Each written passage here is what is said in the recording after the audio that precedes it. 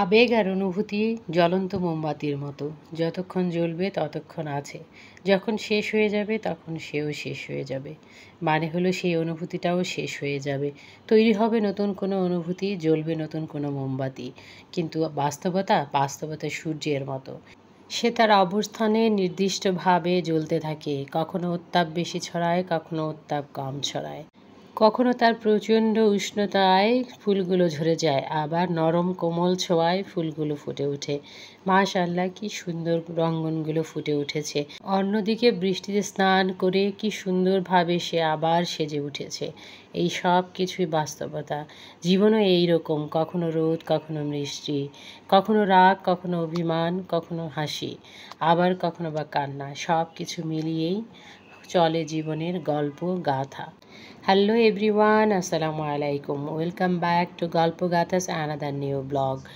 কাছে এবং দূরে, দেশে এবং বিদেশে, ছোট এবং বড়, দাদা ভাই, দিদি ভাই, আপু ভাইয়ারা, যে যেখান থেকে ব্লগটি কন্টিনিউ করছেন, আশা করছি ভালো আছেন এবং লাইকটি দিয়ে কন্টিনিউ করছেন। আপনার একটি লাইক এই লাইফস্টাইল ব্লগটিকে, আপনার মতো লাইফস্টাইল ব্লগ দেখতে ভালোবাসে এমন আরও অনেক বন্ধুর কাছে পৌঁছে যেতে সহযোগিতা করবে। গল্প করতে করতে আমি তো ছাদ বাগান থেকে একরাশ ফুলের শুভেচ্ছা জানিয়ে আমার ব্লগটি শুরু করে দিয়েছি। আর এদিক দিয়ে এই যে বন্ধুদেরকে সাথে নিয়ে আমার পছন্দের চুলাটার বক্সকে আনবক্স করে নিলাম। এটা আমার ভীষণ পছন্দের, এটা সব আপুদেরই তো আছে, কিন্তু আমার কাছে এটা ছিল না। কি করব বলো, আমার না কোনো জিনিস সহজে নষ্ট হয় না। পুরনো জিনিসগুলোকে যে আমি চেঞ্জ করব তার জন্য কোনো একটা এক্সকিউজ প্রয়োজন, তো সেই এক্সকিউজটাই তৈরি হয় না। আচ্ছা, সে যাই হোক, নিজের কিছু জমানো টাকা আর ঈদের কিছু কেনাকাটার টাকা সব মিলিয়ে আমি এইবার আমার কিচেনটাকে কিছু কিছু জিনিস দিয়ে নতুন করে অর্গানাইজ করেছি। তার মাঝে এই চুলাটি ছিল একটি। মিস্ত্রি সাহেব তো চুলাটাকে সেট করে দিচ্ছেন, তো আর এদিক দিয়ে আমি আমার কিছু কিছু জিনিস আবার বের করে নিচ্ছি ব্যাগ থেকে, কারণ এগুলোকে ওয়াশ করে আমার তো গুছিয়ে নিতে হবে। তার আগে বলে নেই, এই যে আমি তোমাদেরকে দেখালাম এই টাইলসটা, এই টাইলসগুলোও কিন্তু আমাকে 3 দিন ধরে চেঞ্জ করে নিতে হয়েছে। এই টাইলসগুলো নতুন বসানো হয়েছে, আর আগে যে টাইলসগুলো ছিল সেগুলো রিমুভ করতে গিয়ে অনেকটা সময় ধৈর্য ধরে অনেক কিছুই করতে হয়েছে। অনেক জায়গাতে ফাটা ছিল, কোথাও ভাঙা ছিল, যেটা তোমরা হয়তো ক্যামেরায় দেখতে পাওনি, কিন্তু আমাকে এক একবার এক এক কর্নার থেকে শ্যুট করে কাজ করতে হয়েছে। আলহামদুলিল্লাহ, এইবার পুরো কিচেনটাকেই টাইলস চেঞ্জ করে কালার করে ঠিক করে নিয়েছি। খেয়াল করে দেখো, প্রতিটি জিনিসের ছবি কিন্তু টাইলসের মাঝেই দেখা যাচ্ছে, মানে প্রতিচ্ছবিটা দেখা যাচ্ছে। আরএফএল বেস্ট বাই থেকে আমি চুলা নেওয়ার সময় সাথে এদেরকে নিয়েছি অর্গানাইজ করার জন্য। আর ওই মিষ্টি কুমড়োগুলো আগেই নিয়েছিলাম, এগুলো আজকের নয়, সেগুলো আমি আগে শেয়ার করেছি, একটা অনলাইন পেজ থেকে নিয়েছি। প্রিয় ভিউয়ার, আপনি যদি আজকে প্রথম আমার চ্যানেলে ভিজিট করে থাকেন তাহলে বলবো প্লিজ কাইন্ডলি একটি লাইক দিয়ে কন্টিনিউ করুন এবং ভালো লাগলে সাবস্ক্রাইব করে আমার চ্যানেলের পাশেই থেকে যেতে পারেন। আর চ্যানেলটিকে সাবস্ক্রাইব করার পর বেল বাটনটিকে অন করে তার পাশে থাকা অল অপশনটিকে সিলেক্ট করতে ভুলবেন না যেন। এতে করে প্রথমেই আপনার কাছে নোটিফিকেশন পৌঁছে যাবে। আপনি চাইলে প্রথমে ভিডিওটি দেখে নিতে পারবেন। ঈদকে সামনে রেখে আমি এই কেনাকাটাগুলো করে নিয়েছি, এগুলো আমার প্রয়োজনীয় ছিল, ভালো লাগাও ছিল। আর অন্যদিকে সত্যি একটি কথা বলছি, এই ঈদে কিন্তু আমাকে আর শপিং করার জন্য কোনো বাজেট দেয়া হবে না। সন্ধ্যার পর যখন চুলায় গ্যাস চলে এসেছে তখন হালকা পাতলা বুটের ডাল রান্না করে নিয়েছি আর মাছ ভাজি করে নিচ্ছি। আর ওই যে ওয়ালের পাশে যে ছিদ্রটা দিয়ে পাইপলাইনটা বেরিয়েছে সেখানে একটা টক দইয়ের কভারকে কেটে লাগিয়ে দিয়েছি। নামিয়ে নেওয়ার আগে বুটের ডালের উপর ছড়িয়ে দিয়েছি গরম মশলার গুঁড়ো। অলরেডি যে সকল বন্ধুরা লাইক, সাবস্ক্রাইব এবং ছোট্ট একটা কমেন্ট করে শেয়ার করে দিয়েছেন তাদেরকে অসংখ্য ধন্যবাদ। ব্লগে দেখানো প্রতিটি বিষয় নিয়ে একটু একটু করে বলতে হলে অনেক কিছু বলতে হয়। যেমন সেদিন আগুরা থেকে জাম আর যে করমচা কিনেছিলাম সেগুলোকে কিন্তু এক সময় আমি বের করে আবার বেছে বেছে রেখে দিয়েছি। ফ্রিজের মধ্যে থাকলেও র‍্যাপার দিয়ে জড়ানো থাকে বলে এই জিনিসগুলোর অনেকটাই কিন্তু নষ্ট হয়ে গিয়েছে। যাই হোক, আরএফএল বেস্ট বাই থেকে আমি এই যে স্পুন হোল্ডারটা কিনেছিলাম, নতুন একটা নাইফ আর ওই যে স্প্যাচুলাটা কিনেছিলাম। আর বাকি সব কিছুই কিন্তু পুরনো, সবগুলোকে একসঙ্গে করে গুছিয়ে আমি জায়গা মতো রেখে দিচ্ছি। সবাই হয়তো ভাবছে আপু কী করছে, সারাটাক্ষণ কিচেনেই আছে। আসলে দেখুন তো, আমাদের মতো গৃহিণীদের সারাটাক্ষণ তো কিচেনেই থাকতে হয়। কিচেনকে ঘিরেই সব স্বপ্ন, কিচেনকে ঘিরেই সব প্রাপ্তি। কিচেনে কাজ করে ভালোবেসে ভালো ভালো রান্না করে খাওয়ালে পরিবারের সবাই খুশি হয়।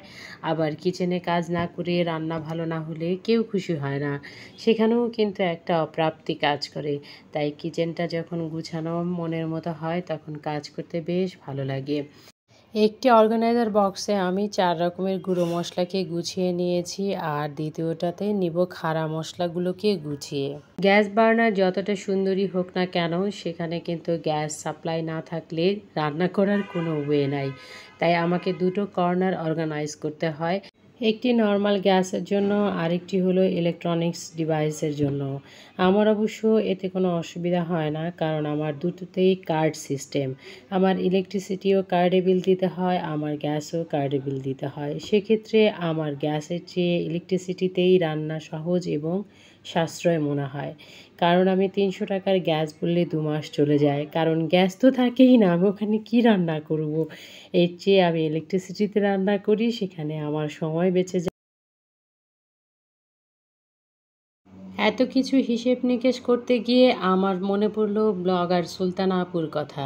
তিনি বলেছিলেন, আপু আপনি তো পাক্কা গৃহিণী, কত দিক থেকে চিন্তা করে সাশ্রয় করেন। আসলে আপু পাক্কা গৃহিণী কিনা সেটা বুঝতে পারছি না, তবে আমি অনেক অল্প বয়সে এই সংসার জীবন শুরু করেছিলাম। তখন থেকে একটু একটু করে চলতে চলতে আসলে নিজের হিসেবের খাতাগুলো এভাবেই তৈরি হয়ে গিয়েছে। এখন আর কাগজ কলমের খাতা আমার প্রয়োজন হয় না। আগরার দেশি ফলের মেলাতে আমি যে ফলগুলো কালেক্ট করেছিলাম, সেখানেও আপু সুন্দর করে বলেছিল দেশীয় ফলগুলো তিনি খুব মিস করেন। আসলেই আপু, দেশীয় ফল আমার ভীষণ পছন্দ। বোঝা গেল আপনার সাথে আমার পছন্দের অনেক মিল আছে। শুরু থেকে শেষ পর্যন্ত ধৈর্য ধরে আমার এই কিচিরমিচির ব্লগগুলো আপু দেখেন, আপুর প্রতিটি কমেন্টে সেটাই বোঝা যায়। আমার পাশে থাকার জন্য আপনাকে অসংখ্য ধন্যবাদ আপু। আপনারা লক্ষ্য করেছেন নিশ্চয়ই, আমি কাজ করছি আর কাজের ফাঁকে ফাঁকে কিন্তু বারবার টাওয়েল দিয়ে জায়গাটাকে ক্লিন করে নিচ্ছি। যখনই কিছু পড়ছে তখনই কিন্তু আমি আবার ক্লিন করে নিচ্ছি। আমার এই জন্যই আমার জেনাফ আপু জেনাফ আইডি থেকে বলেছিল, আপু তোমার ক্লিনিং দেখলেই ভালো লাগে, আর তুমি আমার মতোই ভীষণ কড়া লিকারের চা খাও। জি আপু, যখন আমি কাজ করি তখন যেখানে যা পড়ে সাথে সাথে ক্লিন করে নেই, সেটা হোক বার্নার কিংবা টাইলস। টেবিল হলেও একই কথা। এতে হয় কি, দেখতে ভালো লাগে, মনটা ভালো লাগে। চা হলে আমি দুধ চা খাই আর ভীষণ কড়া লিকারের খাই, এটাও কিন্তু একদম ঠিক। সোনা পাখি আপু সেটাও আবার খুব মনোযোগ দিয়ে লক্ষ্য করেছেন যে আমি কড়া লিকারের চা খাই। আসলে আমার বাসার মানুষও হয়তো বা বলতে পারবে না আমি কতটা কড়া লিকারের চা খাই। ইউটিউবের প্রতি মায়া ভালোবাসা দিন দিন বেড়েই যাচ্ছে। এত প্রিয় প্রিয় আপুরা এত মনোযোগ দিয়ে আমার এই এলোমেলো কাজগুলো সুন্দর করে দেখেন, আমার তো ভীষণ ভালো লাগে। তাদের সুন্দর সুন্দর কমেন্টসগুলো সেটাই মনে করিয়ে দেয় যে না, আমার ভিডিও আপুরা দেখতে পছন্দ করেন। এবং অনেক মনোযোগের সঙ্গে না দেখলে চায়ের লিকার করা কিনা কিংবা আমি সাশ্রয় করতে কি কি কাজ করি, এগুলো আসলে খুঁজে দেখা সম্ভব নয়। এই কমেন্টসগুলো যখন পড়ি তখন মনে হয় আমার সেই বন্ধুরা যেন আমার সাথেই আছে। সুন্দর কমেন্টগুলো পড়তে পড়তে আমি কিন্তু আমার কাজটা সেরে নিয়েছি। যে মশলাগুলো আস্ত দেয়া যায় মাংসের মাঝে সেগুলোকে আলাদা করে গুছিয়ে নিয়েছি। গুঁড়া মশলাগুলোকেও আলাদা করে গুছিয়ে নিয়েছি। প্রাথমিকভাবে এর চেয়ে বেশি আর আমার কিছু লাগবে না ঈদের দিন। আসলে আমি এই প্রিপারেশনটা ঈদের দিনের জন্যই করেছি। সেদিন সকালবেলাটা ভীষণ ব্যস্ততায় কাটবে, তাই গরুর মাংসের জন্য এই জিনিসগুলো আমি যে আস্ত দেই সেগুলো, আবার গুঁড়ো দেই সেগুলোকে আলাদা করে নিয়েছি। সয়াবিন তেলের কন্টেনারটাকে রিফিল করে নিয়েছি, আর সাথে নিচ্ছি সরিষার তেলের কন্টেনারটা। এতক্ষণ পর্যন্ত দেখানো কোনো অংশ যদি ভালো লেগে যায় তাহলে বলবো একটি লাইক দিয়ে সাবস্ক্রাইব করে আমার চ্যানেলের পাশেই থেকে যেতে পারেন। কোনো অংশ যদি ভালো লেগে যায় তাহলে সেই ভালো লাগা অংশটুকুর জন্য ছোট্ট একটা কমেন্টস করে আমাকে জানিয়ে দিতে পারেন আপনার কোন অংশটুকু ভালো লেগেছে। আর যদি আপনি চান তাহলে আপনার ফ্যামিলি এবং ফ্রেন্ডসের সঙ্গে চ্যানেলটিকে শেয়ার করে দিতে পারেন। চাইলে এই ভিডিওটিকেও শেয়ার করে দিতে পারেন। গল্প করতে করতে কথা বলতে বলতে আমি অনেকটা কাজই গুছিয়ে নিয়েছি। এর মাঝে যদি কোনো কথা কাজ কারো খারাপ লেগে যায় তাহলে আমি অত্যন্ত দুঃখিত। আমি আসলে সবাইকেই ভালোবাসি যারা আমার বন্ধু, কারণ সবারই আমার পেছনে কন্ট্রিবিউশন আছে। মানে আমার চ্যানেলে কাজ করার পেছনে কন্ট্রিবিউশন আছে।